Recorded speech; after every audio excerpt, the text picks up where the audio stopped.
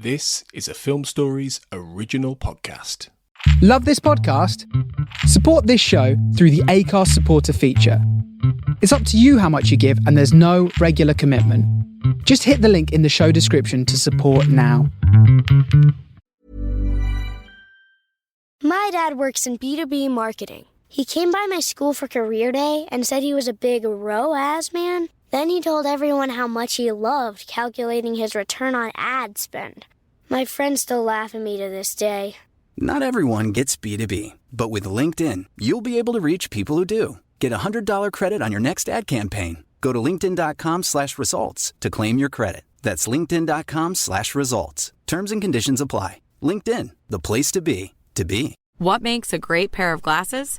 At Warby Parker, it's all the invisible extras without the extra cost.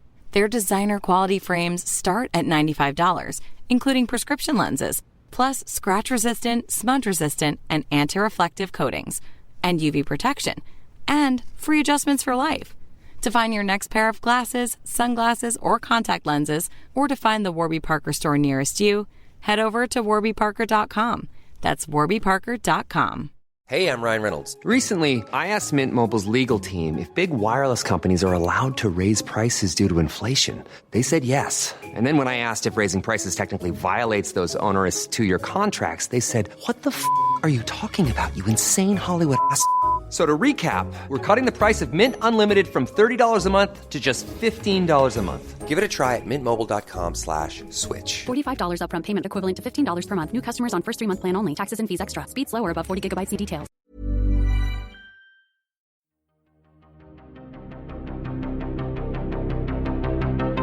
This is Writers on Film, the only podcast dedicated to books on cinema.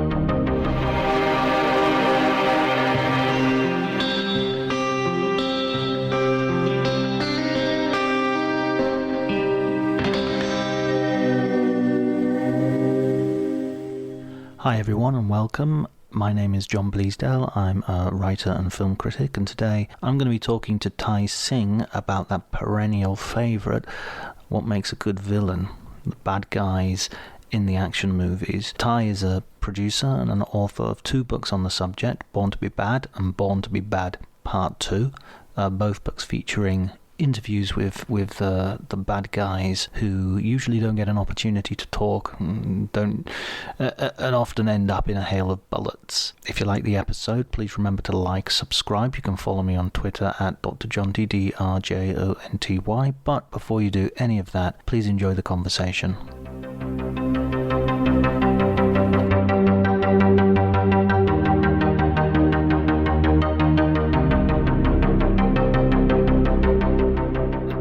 I think can make or break a good action film, and books have already been written about all the heroes. You know everything you need to know about Arnie and Stallone and Bruce Willis, and if you're writing a book, you're going to need access to those stars. And when I started out, I had nowhere near the credentials or kind of the access that would be needed to kind of interview those people. But the actors that have played bad guys in a lot of the films I grew up watching from the 80s and 90s, they are a wide mixture of people, from like British stage actors to stuntmen to, in some cases, ice skaters and ballet dancers. They're weightlifters. So they come from a whole range of sectors, and just being able to talk to them was much, much easier than reaching out to Hollywood's A-list stars. Yeah, and you get that with your interviews. There's a real sense I got from reading. I've only read the second volume of your book, so I put my hand up there. That's fine. But I got a feeling for the interviews that they were really keen to talk about it. It was a real sort of sense of, oh yeah, nobody usually talks to us, so Yeah, absolutely. There is definitely also a lack of a publicist, which, from the news this week with stars like Matt Damon, who are often pulling their hairs out of what their clients say, with these actors who, don't have publicists or a talent agency behind them, they are very forthright about their experiences. And especially in the first book I wrote, people had no problems just shit talking some of the actors they had to work with. One, as I haven't read that book, you have to give me the shit talkiest.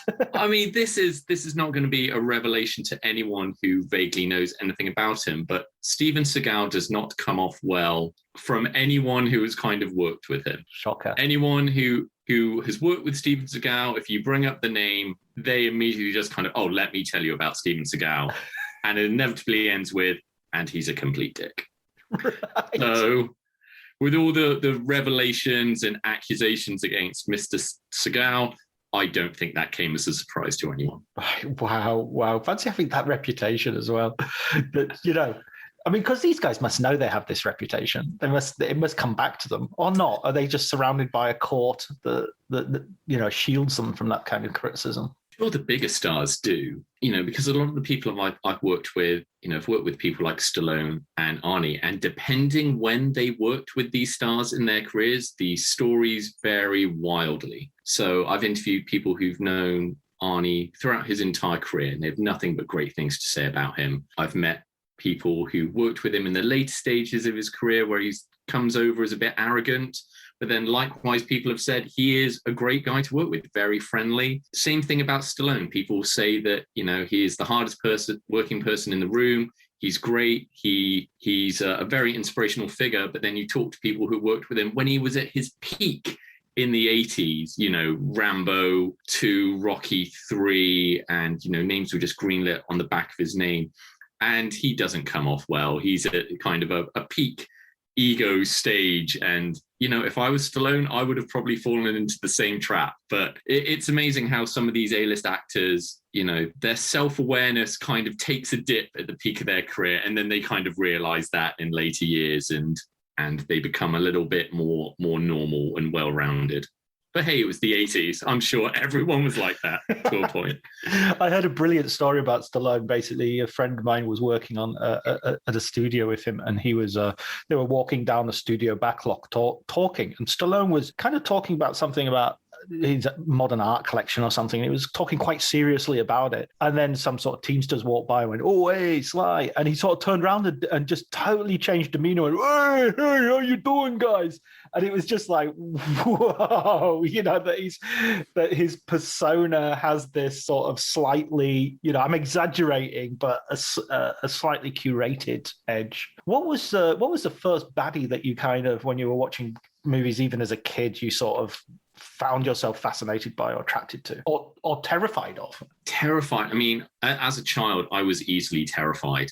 Right. Horror films scared me, and it wasn't until I got into my mid-teens where I think the adolescence fear I had of extreme violence and horror just disappeared forever, and then I just dived headfirst into all of that. But I do remember going to a friend's house when I was 12, 13, and he showed me, for the first time, I hadn't seen either of these films before, Commando and Mad Max 2 back to back. And Vernon Wells as Bennett in Commando is a villain that you can't take your eyes off because you're like, is he threatening? I don't find him threatening. He's weird. He's psychotic. Yeah. But I don't believe for a chance that Arnie's not going to pummel him. And then in Mad Max 2, the biker gangs and Lord Humongous, you don't see his face. He's just there in a metal hockey mask, just naked, torturing people. And it's kind of like, this is fascinating. I don't know who he is, what's going on, but I'm scared of him. And I don't even have to see his face. So it is definitely those kind of villains that got burned into my memory from a early age. And then, of course, being from the UK, Bond villains are a big part of that. But when I first started writing my book, Vernon Wells was at the top of the list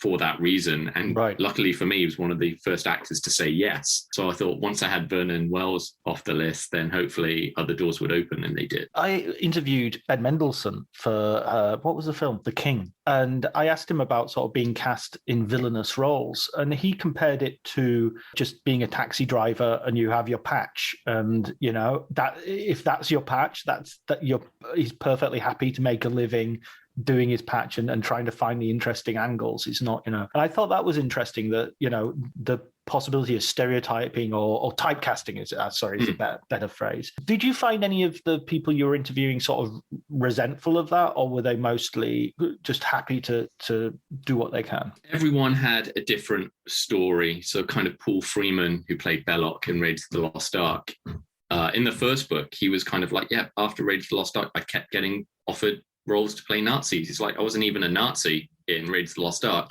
but they kept getting offered to me. David Warner, who amazingly, when I first sat out to interview him, he was like, why are you interviewing me? I don't normally play villains.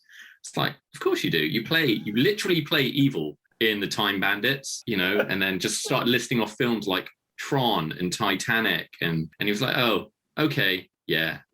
And he said after playing Jack the Ripper in Time After Time, there was a phase where he kept getting sent villainous roles. And yeah, actors like Ty Ma, he's been offered a bunch, but I think there are loads of actors that see it as, hey, they're always going to keep working. And even today, people like Mads Mikkelsen, he is offered every villain role under the sun. And he takes them because he knows he can just go back to Denmark and make films like Another Round and Riders of Justice. Whereas here in Hollywood, he can just collect that big Warner Brothers paycheck from taking over from Johnny Depp or being in the new Indiana Jones film, and then do whatever he wants in his home country. So I think it all depends on the actor and the opportunity. But, for working actors, very few are going to say no to roles. If you've got the luxury to kind of pick and choose, then I'm sure many will. I think with Mads, and I first saw him in Casino Royale, but then I went back and watched his work in Pusher, particularly Pusher 2, and he's amazing in Pusher 2. He's such a, and then obviously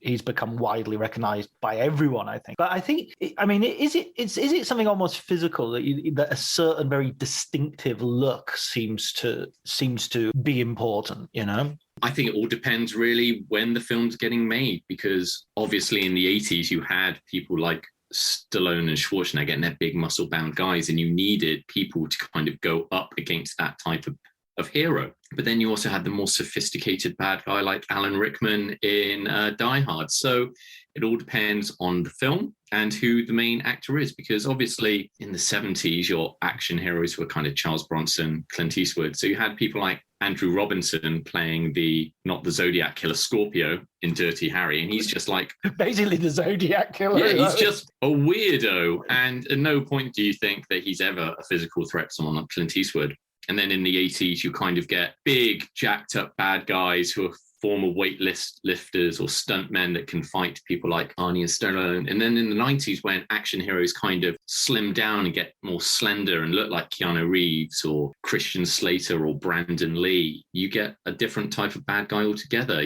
martial artists or actors with Oscars under their belts suddenly started being offered these villainous roles because it's just more appealing. And after the success of Alan Rickman, it's like, let's get some thespians in here to shake things up. So it's everyone's different. And I thought that was the great thing about interviewing these actors, because no one really had the same story. Talking about thespians, even Steven Berkoff predates Alan Rickman as that kind of 80s bad guy with those those crazy eyes. I guess that's what I mean by sort of physical characteristic, because the sort of the mad stare, the ability to stare someone off the screen, basically. It's actually Berkoff's birthday today, I think. I interviewed him for the first book, and he was very upfront about how he doesn't like making Hollywood films. And while he was like on the set of Beverly Hills Cop or Octopussy or Rambo 2, he would be just in his trailer writing plays, just kind of going, I will just get through this testosterone-fueled nightmare, and then I'll just go back to the UK and do my own thing. Because he was, savvy enough to realize that this will open doors. He doesn't necessarily enjoy the experience, but it's an opportunity. And, from making a Rambo, he can fund 3 of his pet projects. What about, there's always a line with a lot of these villains. I sort of was thinking, because I was reading your book and I tweeted the other day about how, a villain that you don't sort of love to hate in a sort of camp, enjoyable way, but you really do just sort of fearsomely hate. What's one of those villains for you? There's a villain that I hate because he's a dick. But weirdly, he is also 100% right. And that is William Atherton in Ghostbusters playing Walter Peck. So I interviewed him for the first book. And essentially, he is an obnoxious bureaucrat. He is rude. He's pushy. And when you're watching Ghostbusters, you're like, yeah, Peter Bateman, stick it to this guy. He's a prick. But he is 100% right. He's working for the Environmental Protection Agency. And for all he knows, these con artists are, convincing people they've seen ghosts. They are possibly storing unlicensed chemicals in their basement. And they're walking around with unregulated nuclear reactors on their back. Everything about the Ghostbusters is suspect, and he has every right to be there to demand access to their operations. And everyone is being a dick about it. Bateman's being a dick, Walter Peck's being a dick, but Walter Peck is clearly in the right. And when I interviewed him, I was like, this film came out at the height of the 80s. Do you believe that your portrayal of the EPA has something to do with Donald Trump inherently hating the EPA? And he was like, I think we're just giving Donald Trump a little bit too credit to have learned anything from anything. So I don't think so. But yeah, that is a villain who it's like, he's absolutely loathsome and you want him to get his comeuppance.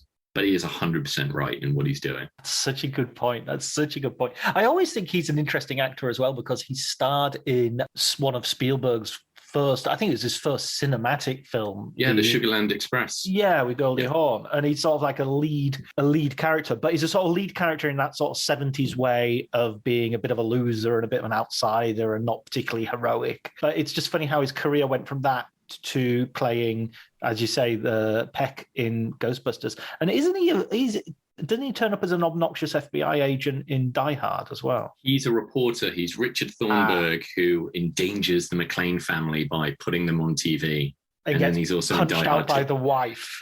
He does. Bonnie Bedelia smacks him around the face. Yeah. Oh, man.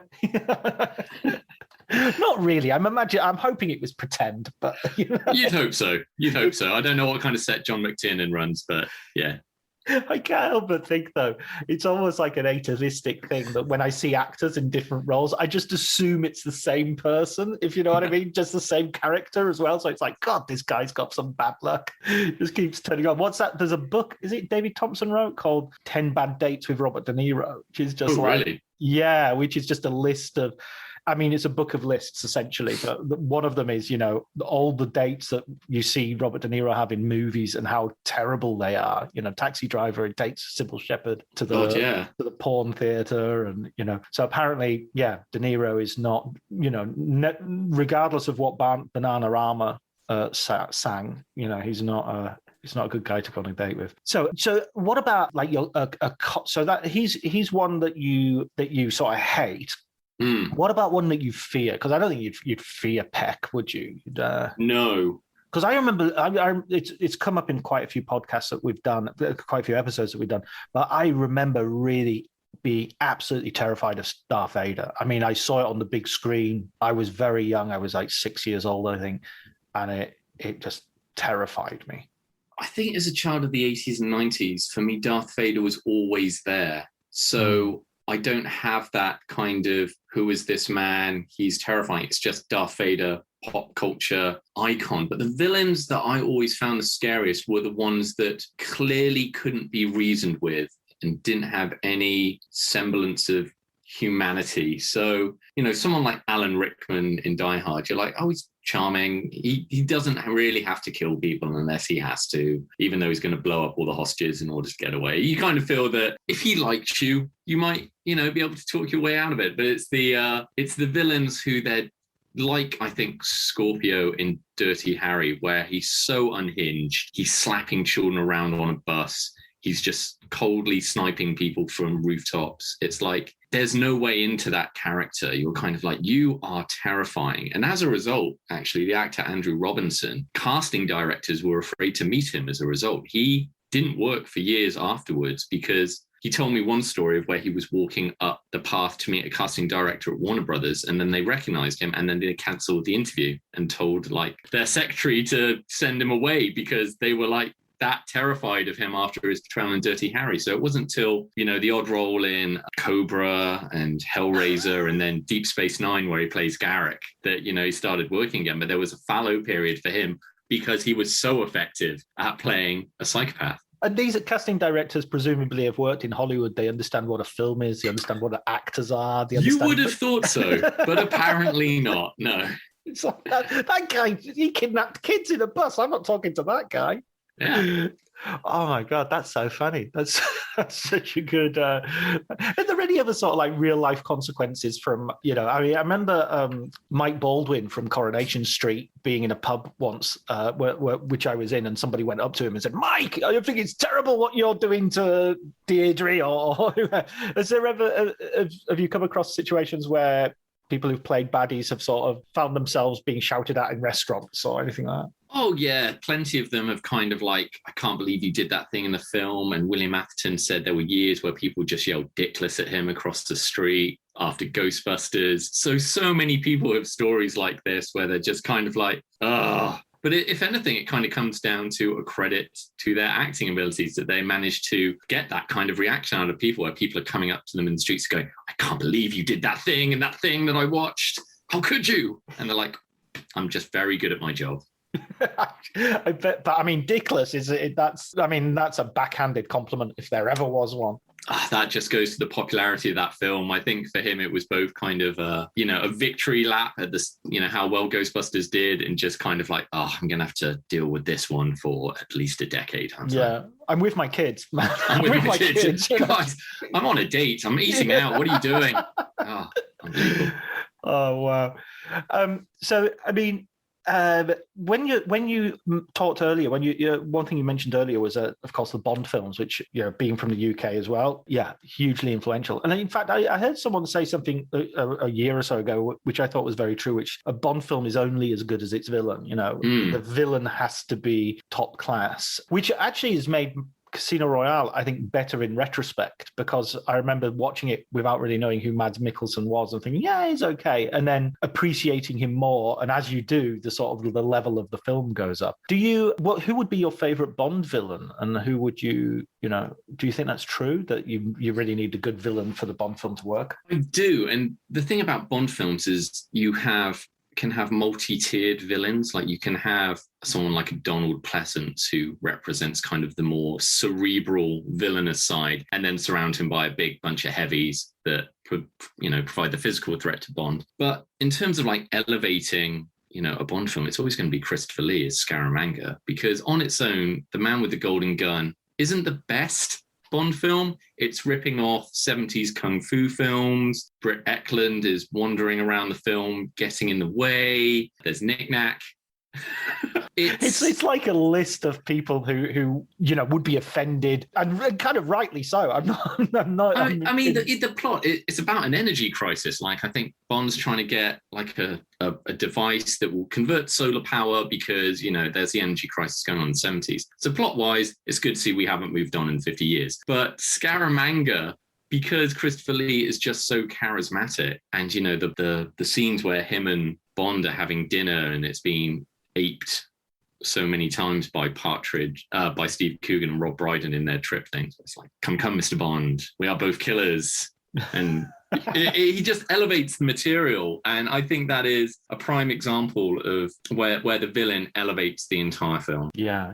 I rewatched that recently. I think at the beginning of the lockdown, I had a new set of Blu-ray collection of Bond movies. So I watched them from the beginning to the end. And the one thing that drives me nuts about that film is there's an amazing stunt, the corkscrew jump over the river. They do the slide whistle. It's just, and then cut away for comedy reactions as well.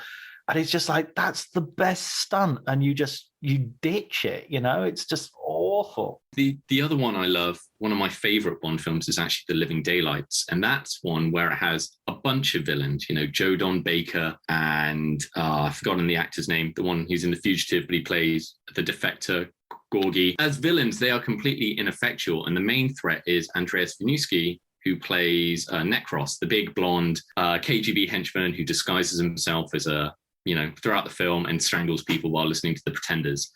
And he's great. I interviewed him in the first book. But that is a film that I think has the most complicated plot of a Bond film. There's defections, and it's so he can sell weapons to Taliban in order to get opium, which he's then going to sell on the black market. So Bond's got to team up with the Northern Afghan Alliance to stop the Taliban and the Rush. It's so overly complicated, more than a Bond film needs to be. But I love it so much because of the bad guys. I love Timothy Dalton. It feels like a real Cold War thriller.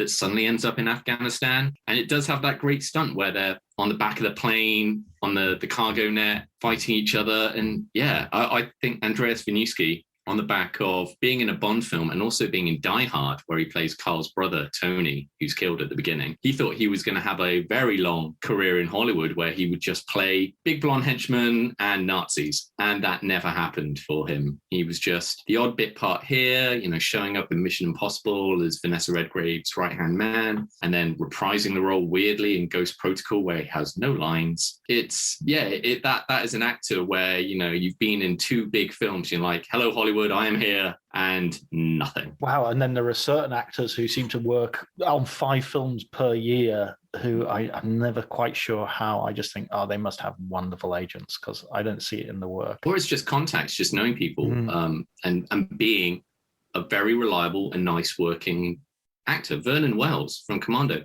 he makes about 5 films a year. He works on lower budget films, but he's just there. He'll come in, do his work for a few days, you know, be a bit of a bolster to a cast for like a young filmmaker who's trying to get a film made. And yeah, he just does his stuff and goes. And people are always like, oh, what happened to that guy from Commando? He's constantly working. And he was in like the Power Rangers, I think. He's like a bad guy in the new generation of Power Rangers. So to a whole generation of kids, I think he's still quite a big deal. The best advice I ever got as a journalist was someone just said to me, always respect the word count and always respect your deadlines. And you'd be surprised about how many people don't do that. So by just doing that basic thing, you know, you'll put yourself in the lead of quite a few other people who don't. Eric Roberts has 300 IMDb credits, and I'm sure he would be the first to say that 80% aren't that great. But he's constantly working. He will go there, do the job, probably for a day, get his paycheck, and go. And say what you want about the films that he makes.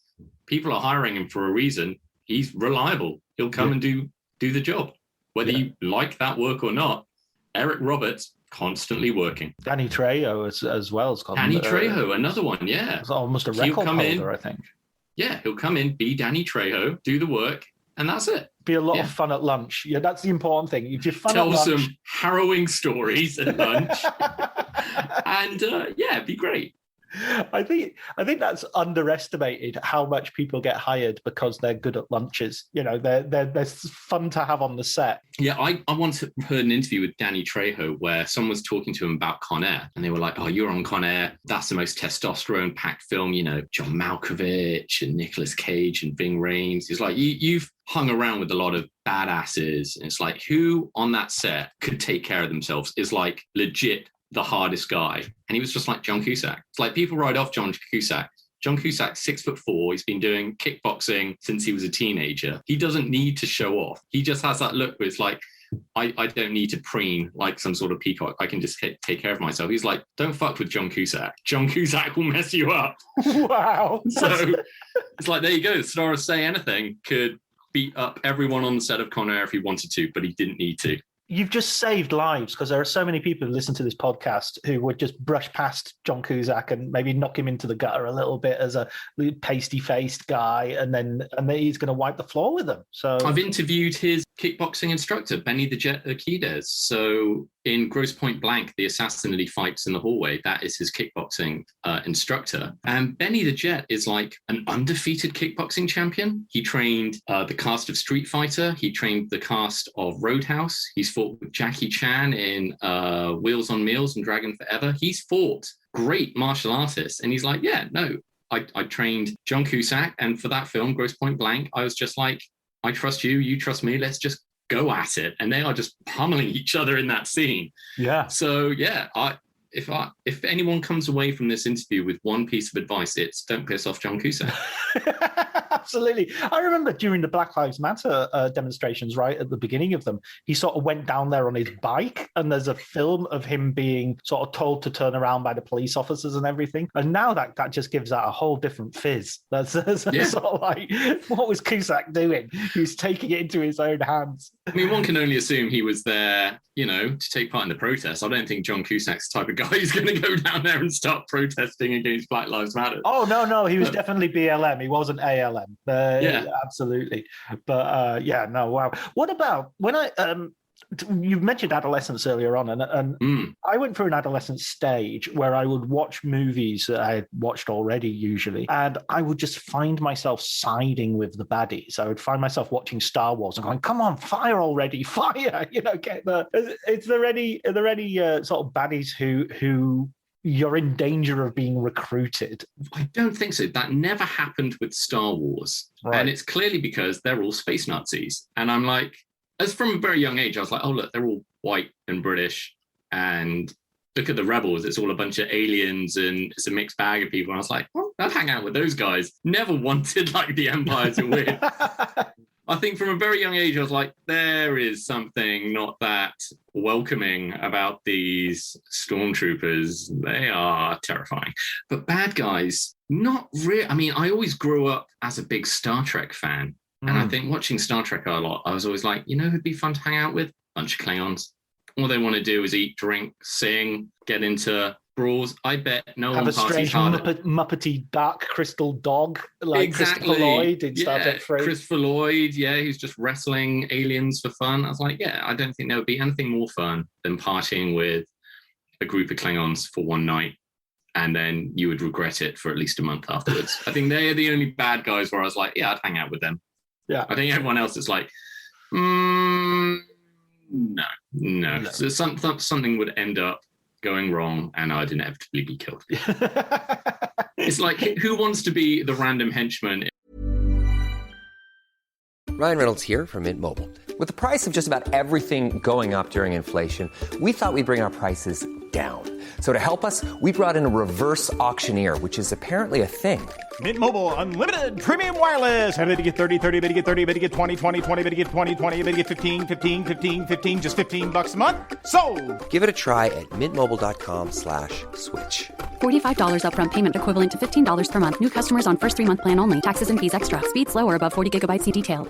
My dad works in B2B marketing. He came by my school for career day and said he was a big ROAS man. Then he told everyone how much he loved calculating his return on ad spend.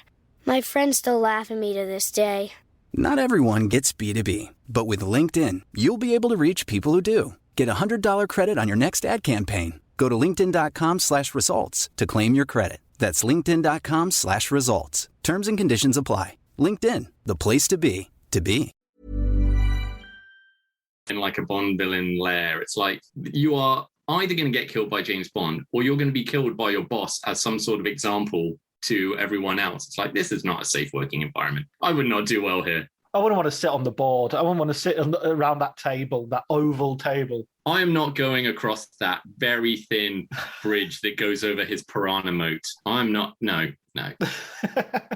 And just for listeners, Ty is drinking from a Star Trek mug, thus proving his point. I'm a cliche. Were you original Star Trek? What's your favorite? Yeah. Well, I mean, Star Trek. When you grew up in the UK in the 90s, Star Trek was always on. Yeah. So 60s Star Trek was on Friday nights. Next Gen was on Wednesdays. When Deep Space Nine started, that was Thursdays, and Voyager was on Sundays. So my dad had a lot of 60s Star Trek recorded from when it was on in the 70s after Newsround. Yeah. So I watched a lot of that, and then I was already a Star Trek fan when Next Gen started in the UK. I just kept on watching. Yeah. No, I probably saw those ones, the original ones in the 70s. And then I remember Next Gen coming out and there being a big sort of fold out in the Daily Mirror or something, telling you who all the, and being very suspicious of it, being, I'm not sure about this. If you can go through all of history and just kind of every time a new Star Trek thing launches and the fans or people going, I don't know about this, a woman captain, a black Vulcan, what is going on? Or it's just on a space station. They don't move. It's never going to work. It's like, every time it happens, every time there's a new Star Trek series, it's like, I can't tell sometimes which fandom is the worst. I just any fandom that is called a fandom is any automatically fandom. Star Wars, Batman, James Bond.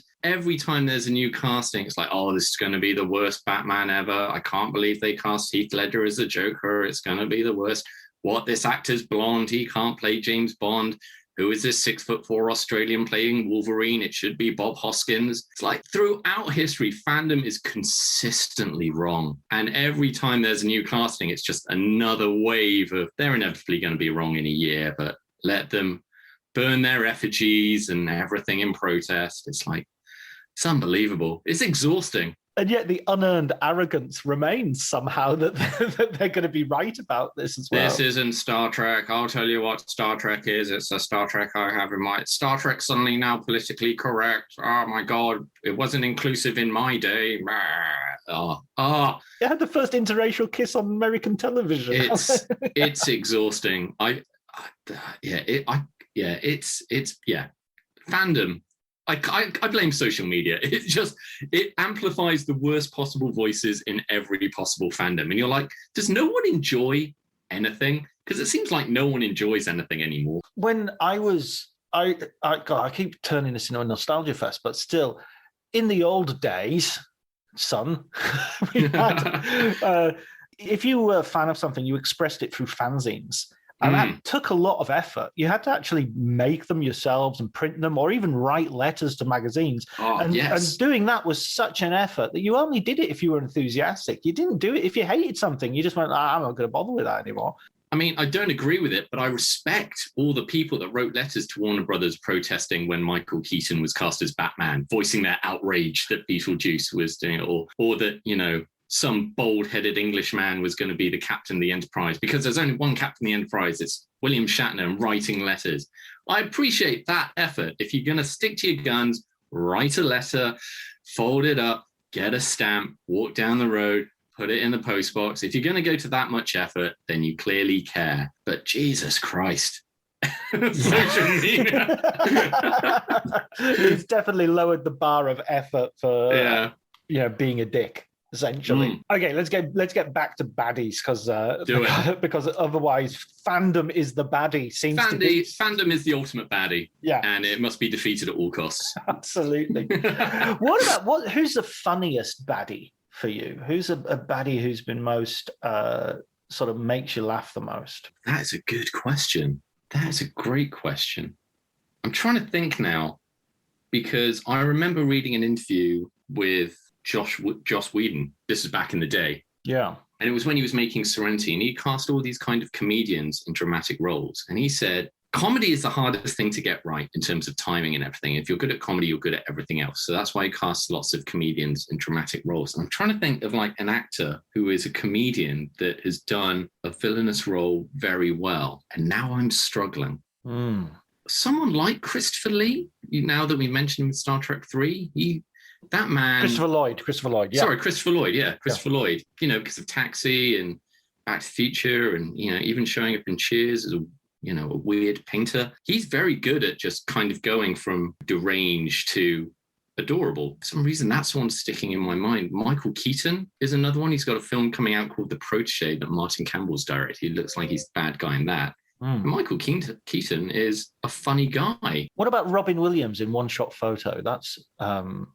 One Shot Photo, I find him creepier in Insomnia. Yes, yeah. Because he's so, it was all an accident. I didn't mean to kill this girl. I really liked her. And I find that creepier than just kind of like 1 hour photo where it's like, you're creepy. But it's kind of like in Insomnia where he's trying to justify what he's done and say, we really liked each other. And and Pacino has that killer line where he says something like, it took you 3 hours to beat her to death. And it's just like, oops. That is a good call. Robin Williams, that is very unnerving when he plays a killer. Yeah. But in that case, he's not being funny. He's a comedian who's playing against type. I was thinking... I'm going to come back to Alan Rickman as the Sheriff of Nottingham. Yeah. Because he is in his complete own film. Kevin Costner's in a completely different film. And Alan Rickman is just storming around the castle, demanding statues being made of him, getting women sent to his room, canceling Christmas. He's great. He elevates that film so much into what would otherwise, just be a standard 90s, sword waving action thing with Alan Rickman there. And he's just there picking his teeth while, the merry men are getting slaughtered. Yeah. Alan Rickman, I think. Yeah. 'Cause that man was legit hilarious. Everything from like Galaxy Quest, and then just taking that kind of dryness and just putting it into the Sheriff of Nottingham.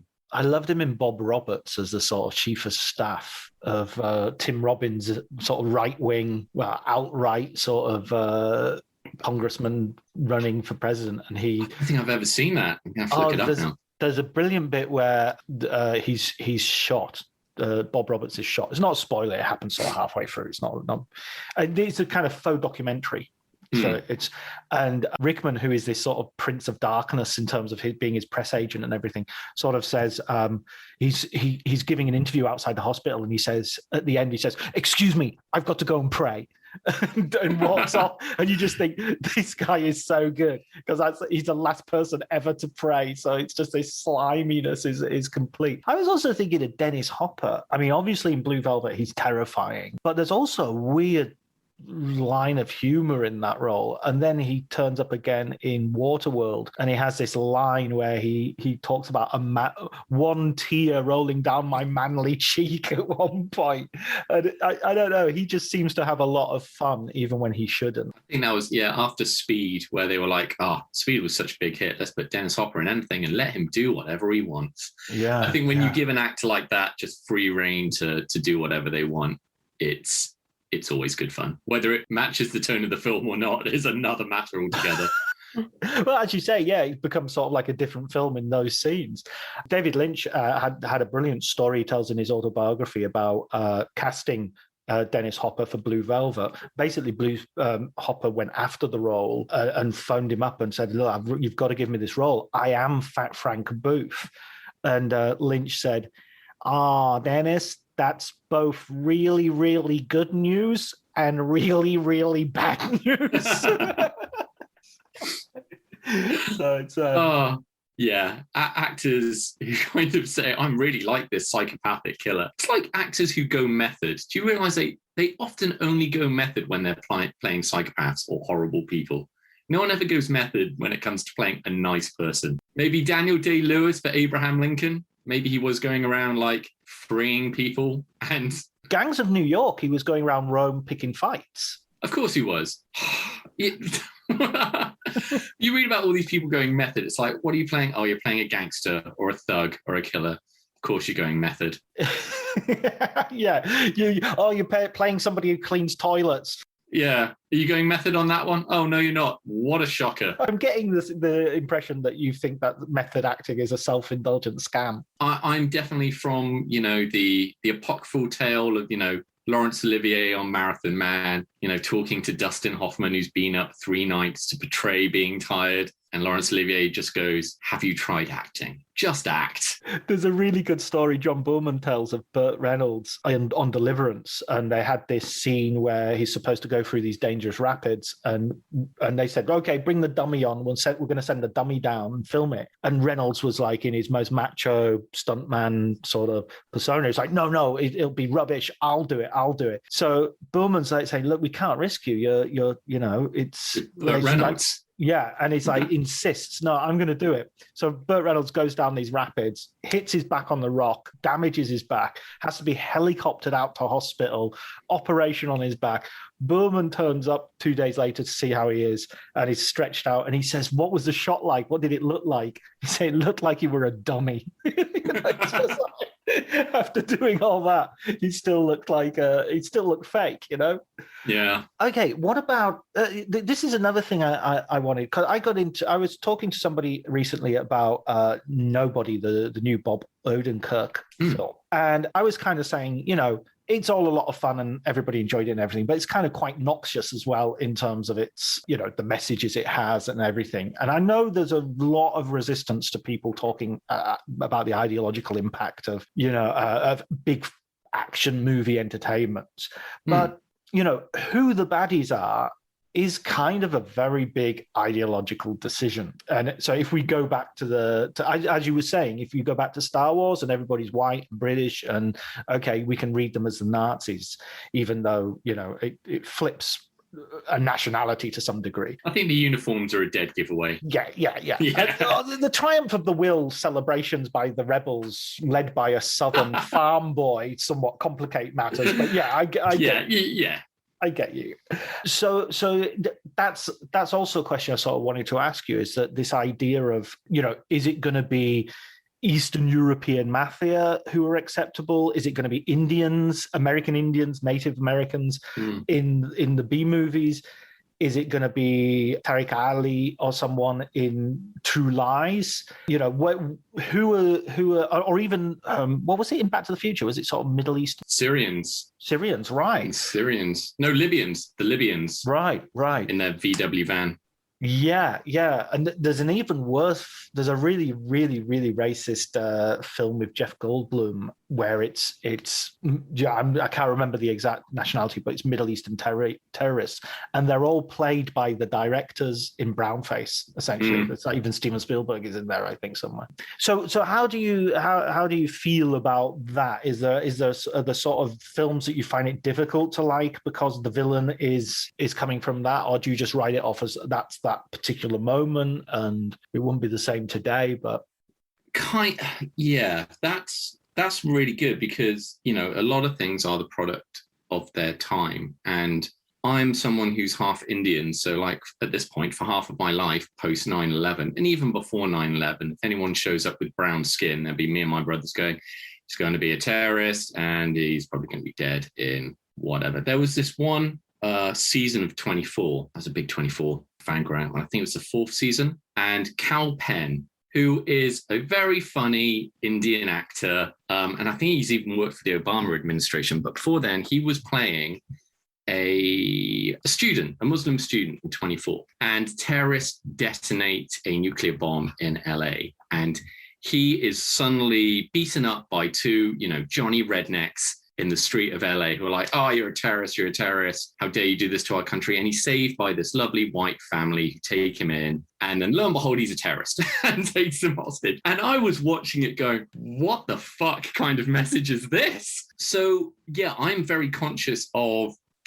when something is made and what message it does send out. And I think Middle Eastern terrorists, whether it's Executive Decision or True Lies, they are a trope that Hollywood does go back to the well with very often. However, today, what I've noticed is terrorists seem to be people who seem to be inherently anti-capitalism and trying to tear down this old world to rebuild a new one. Most recently in Falcon and the Winter Soldier, where the flag smashers were, people who had survived the blip or the snap in the Marvel Cinematic Universe, where countries had all kind of come together to survive half the population getting erased. And they were dedicated to feeding people. And then somewhere along the lines, the filmmakers were like, well, we can't make them too sympathetic. Let's make them burn these aid workers to death or something. And I was like, this is very odd. And also environmental terrorists, people who are like environmentalists. And I remember reading Tom Clancy's Rainbow Six book back in the day. And I think that was early 2000s. And the people in that are people who want to stop overpopulation. I think they're going to release a virus to kill people because they want to save the planet. And, even Thanos in the Marvel Cinematic Universe is someone who, is basically resources are running out. He wants to be completely clean about it and just remove half of everyone, when really he should just kind of maybe get rid of the people that seem to be using up all the resources or create more resources. There are so many ways he could have done. Or you're in a universe. I mean, it's kind of infinite. Yeah, but it's very interesting who Hollywood is making villains these days. The Russian mafia seem to be a go-to one for like the John Wick and Nobody, and even in Black Widow, it's always, it's never the Russian government.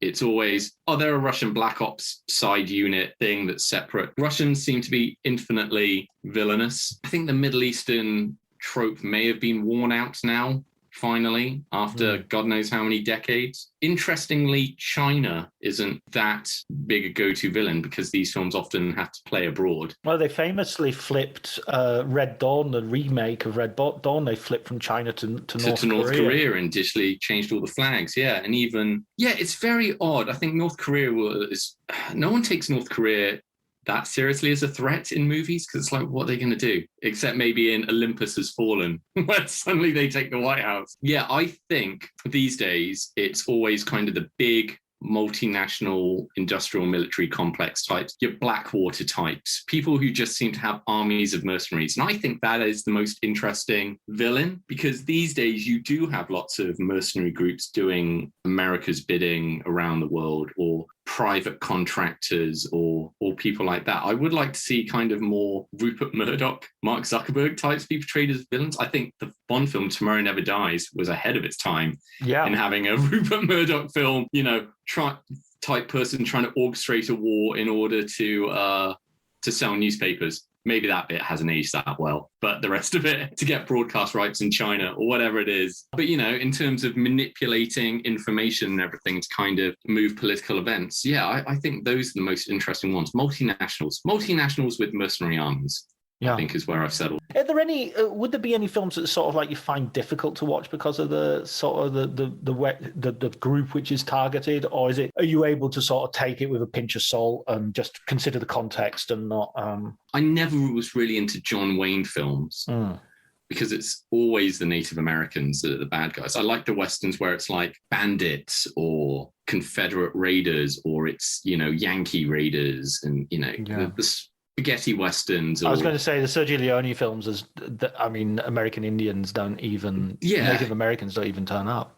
Exactly. And same with stuff like the Magnificent Seven or the Wild Bunch. It's always kind of like warlords. But, where it's Westerns, where it's like, we've got a bunch of Puerto Rican and Mexican actors, and we're going to say they're Native Americans. Yeah, those ones never really sit well. I think those are probably the only ones. I'm more fascinated by when Hollywood finds like a trope and makes about 5 films, becomes fascinated and makes 5 films around it, like the Yakuza. It's like, we're going to make Black Rain, Showdown in Little Tokyo, Crying Freeman, and there's like for 5 years, it's like, we're going to make films about the Yakuza, or Haitian warlords doing drugs in New York, like they show up in Predator 2. And it's like, I like those quirky things. It's like, we're going to do it on the triads and stuff like that. Something exotic, or, white supremacist, Ku Klux Klan on the rise things, where it's just kind of like a broad swath of it's Native Americans, or it's Muslims. It's like they are the least interesting type of films to me. Yeah. So like Die Hard, where it's like they're not terrorists aligned to any political leaning. They're just bank robbers. They're just robbers. They're thieves. That's it. That's more interesting. That's much more interesting. More complicated, and yet at the same time, it's multi-layered. He's actually playing with our own fears in order to distract us. The Alan Rickman, Hans Gruber in that. What about? Is there going to be a 3rd volume? Are there some people that you'd really love to get that you haven't been able to get yet? That's why I did the 2nd volume, to kind of get people that I didn't get the first time. And while I got a whole bunch the second time around, there are still a few that I wasn't able to get, but I don't think it's enough names to justify a 3rd volume. So I think I'm tapped out now. Yeah, in terms of like writing another book, I've got a few ideas. I was working on one, but I've kind of shelved it for now. I was into, it was all about kind of interviewing people who were there on notoriously, famously difficult productions. Right. So I'd spoken to Jason Fleming about, so what really happened on The League of Extraordinary Gentlemen? Did Stephen Norrington and Sean Connery get into a fight? And, Lance Guest on Jaws the Revenge, but it's all kind of like, I don't know how to put that book together. And there are films that I definitely want to cover, and no one that was involved in it wants to talk about it. Yeah, I've had this idea for ages, and I've even floated it on Twitter that there's a Netflix documentary to be made about the Twilight Zone movie. Because it's just such a fascinating story, and but at the same time, it's would be so frightening from a legal point of view that you just wouldn't get in there. So many big names are attached to that film that have no interest in such a project coming out. Absolutely. But if you're listening, Dear Mr. Spielberg, it was just an idea. We're not serious. Yeah. No, that's great. So what would be your, I hope that sounds like a really good idea. I'd really like that. And I've just finished reading Mark Harris's book, Scenes from the Revolution. he talks about the Dr. Dolittle, which has that year history. Was that 1970, 1971, the year Hollywood kind of went independent? So it's earlier. It's 68. 68. I mean, it's the 68 Oscars. They might have come out in 67, but it's the 68 Oscars. And so it's Dr. Dolittle, In the Heat of the Night, The Graduate, Guess Who's Coming to Dinner, and Bonnie and Clyde. And then when did Easy Rider come out? Was that 70? So it's kind of like studios are still banking on stuff like Dr. Dolittle, and then films like Easy Rider are taking over. Yeah, I get a feeling Easy Rider's 69. I think it's just under the wire of the 60s. Yeah. I mean, it's, but the funny thing is, we always look at these difficult productions like Days of Heaven, and we think of these big, difficult productions as sort of the result of the new Hollywood running wild. Whereas, Dr. Dolittle was absolutely a nightmare, completely over budget, completely over schedule, with a drunk, intoxicated lead man who was self-sabotaging everything in sight. I grew up watching that film, and I knew nothing about the behind-the-scenes trouble because my mum was a big musical fan. So I grew up watching so many musicals, like all the Rodgers and Hammersteins. I think the first film I remember watching was Seven Brides for Seven Brothers. So Dr. Dolittle was one that was played a lot in the house during my childhood. I had no idea about the behind-the-scenes strife until probably a couple of years ago, where I was like really reading into it. I was like, Jesus Christ, what was going on? I mean, Rex Harrison was just like a avuncular, twinkly-eyed guy. It wasn't like you didn't look at him and think there's somebody who's going to punch you in the face and get drunk. No, exactly. You grow up watching him stuff like My Fair Lady, and then you suddenly talk to people and go, "Oh, he's a complete dick." I'm like, Rex Harrison, really? Sexy Rexy. Yeah, it's like he was the worst. I can't believe it. Okay, absolutely. Okay, what's your film book recommendation? What film book would you like to recommend to our listeners? Well, I mean, you've already had, blanking on his name now. I saw that you had him on, but I do love Tales from Development Hell, and David Hughes. David Hughes, sorry, former Empire writer David Hughes. I've got both his books. I love films about films that were never made, but as a big action film fan, I'm going to recommend Mike Fury's Life of Action. Right. So Mike Fury is a stuntman, stunt coordinator, and his first book, Life of Action, was a very big influence on my book, Born to be Bad, because he basically tracked down a lot of stuntmen, stunt coordinators, people that have worked behind the scenes in action films, and talked to them about their process. And that's everyone from like legendary stuntman Vic Armstrong to Scarlett Johansson's stunt double, Heidi Moneymaker. So it's all about how they kind of get into stunts, what goes into making, the biggest names in Hollywood look as good as they do. Oh, and while you're at it, pick up Vic Armstrong's autobiography, because that's amazing. It's amazing. I love that. That's a great book. Yeah. Yeah, how he met his wife. She was doubling Margot Kidder, and he was doubling Christopher Reeve. That scene where Superman catches her, that's how he met his wife. It's like, that's amazing. That is a story for the ages. The best story in that book is when he's invited by Harrison Ford to meet up while he's in America. So he goes over to his house, and it's sort of quite in the distance. It's quite isolated is the word I'm looking for. Anyway, he finds it, and he goes in, and Harrison Ford says, "Oh, I want to." He's sort of a bit surprised that it's only him. It's like, "Oh, we just the two of us then." And he's like, yeah, why not?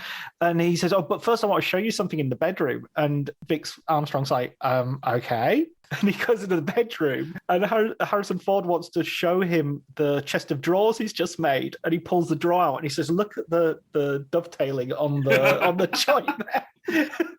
And Vic Armstrong's kind of like relieved and slightly disappointed at the same time, I think. I love that about Harrison Ford. The fact that he was a carpenter before he was an action star, and to this day he's just making stuff, is great. Yeah, absolutely. Yeah. So the name of the book that you're recommending. So Mike Fury is by Mike Fury, and there's Life of Action, Volume 1 and Volume 2. And it's interviews with some of the biggest names in action films, including like many of the guys from 8711. I think Donnie Yen's in there as well. Scott Adkins is in the first one. Zoe Bell, who doubled Uma Thurman in the Kill Bill films. And appears in Death Proof as well as herself. And also in The Hateful Eight. As well.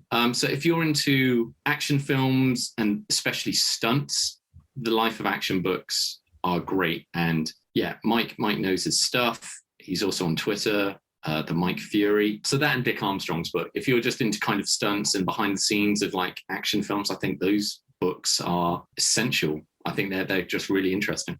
Brilliant. Fantastic. Well, listen, Ty, thanks so much for talking to me, for giving me your time. Congratulations on the book. Volume 2 is highly recommended, and I'm going to go and get Volume 1 now, and so I can read all about all the people I missed. Oh, Ronnie Cox from Deliverance is in the first one.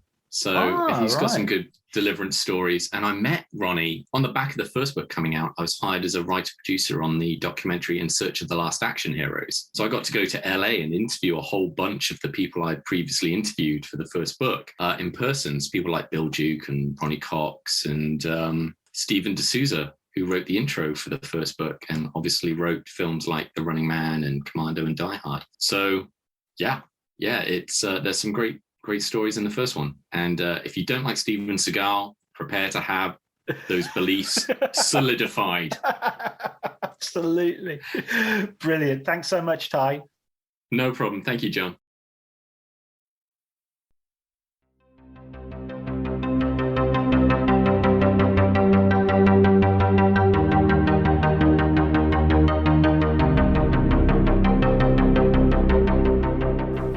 So that was our conversation, me and Ty. I hope you enjoyed it. His recommended book was Mike Fury's Life in Action, Volumes 1 and 2.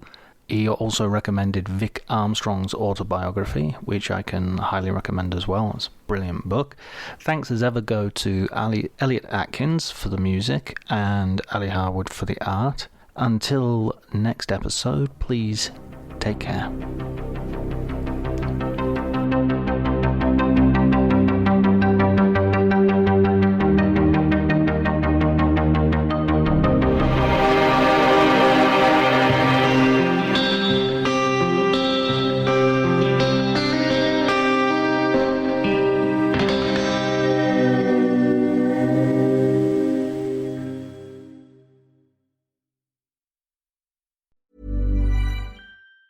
Hey, it's Mark Maron from WTF, here to let you know that this podcast is brought to you by Progressive Insurance. And I'm sure the reason you're listening to this podcast right now is because you chose it. Well, choose Progressive's Name Your Price tool, and you could find insurance options that fit your budget, so you can pick the best one for your situation. Who doesn't like choice? Try it at Progressive.com. And now, some legal info. Progressive Casualty Insurance Company and Affiliates. Price and coverage match limited by state law. Not available in all states.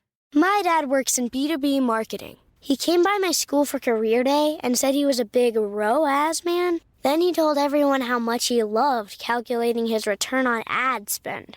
My friends still laugh at me to this day. Not everyone gets B2B, but with LinkedIn, you'll be able to reach people who do. Get a $100 credit on your next ad campaign. Go to linkedin.com/results to claim your credit. That's linkedin.com/results. Terms and conditions apply. LinkedIn, the place to be, to be. Every idea starts with a problem. Warby Parker's was simple. Glasses are too expensive. So they set out to change that. By designing glasses in-house and selling directly to customers, they're able to offer prescription eyewear that's expertly crafted and unexpectedly affordable. Warby Parker glasses are made from premium materials like impact-resistant polycarbonate and custom acetate. And they start at just $95, including prescription lenses. Get glasses made from the good stuff. Stop by a Warby Parker store near you.